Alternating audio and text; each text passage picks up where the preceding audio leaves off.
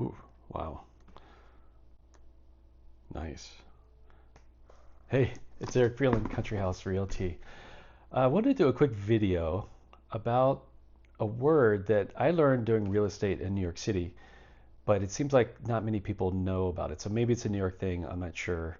But I haven't seen any other word for it or heard any other word that kind of has the same meaning.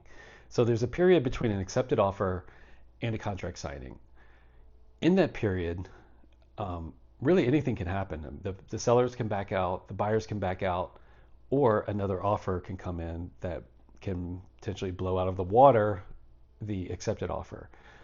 I would just want to talk about it. It's called Gazump.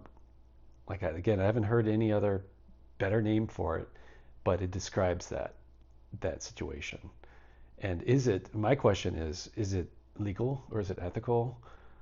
Is it moral for a seller to change gears and move on to a different offer, even though they verbally accepted a previous offer? Let's talk about it. So the reason why this is on my mind is this lovely home had about 20 showings this weekend. I put it on last week.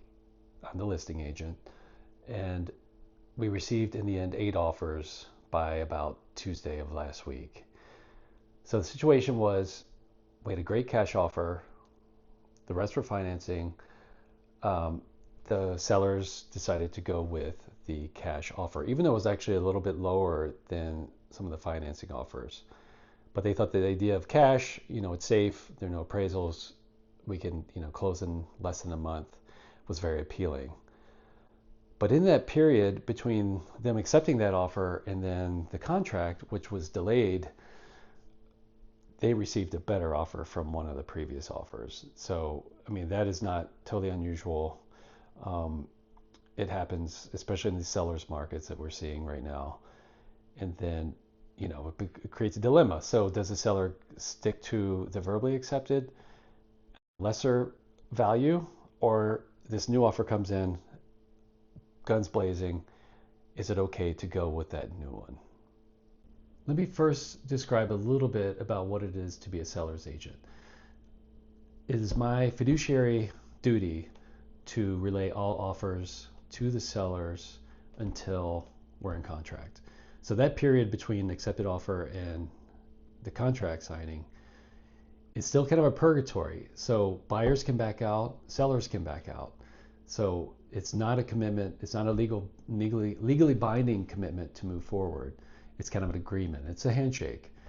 Sometimes handshakes don't work out the way we'd like them to. And this, again, can create some serious name calling and some anger. But I just want to make clear that this is a seller's decision. They can, look at the offers, weigh them, decide, do we want to stick with offer A, or do we want to now change gears and go to offer B? And that's 100% up to them. I tell them the pros and cons of doing that. It's not a situation I love being in, telling an agent or a buyer that they have, won a bidding war or a best and highest, and now, oops, somebody has decided to come in later and re-up their offer and, make it more appealing to a seller. So it's not a great situation. Nobody loves to be in it, even the sellers. But in the end, how much money can one leave on the table? And my answer would probably be most sellers aren't willing to leave a substantial amount of money on the table. So of course, the originally accepted offer can raise their offer, but they're often pretty angry, I would say, by this point, thinking that they had won the deal. Um, but in a competitive market such as this, with 8 other offers, one has to move very quickly. A verbally accepted offer is great, and it's a step forward, but is in no way legally binding. And certainly, as I said, the sellers can back out or the buyers can back out at that point. So have all your ducks in a row.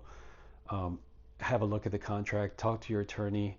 If it's attorneys write the contracts, like in New York State, call that attorney, see if you can get a copy of a previously executed contract, what addendums they might add onto it, if it's possible to add the inspection contingency to build that into the contract instead of waiting until the inspections are done to sign. I mean, that's a week. That's a lot of time to potentially lose a deal.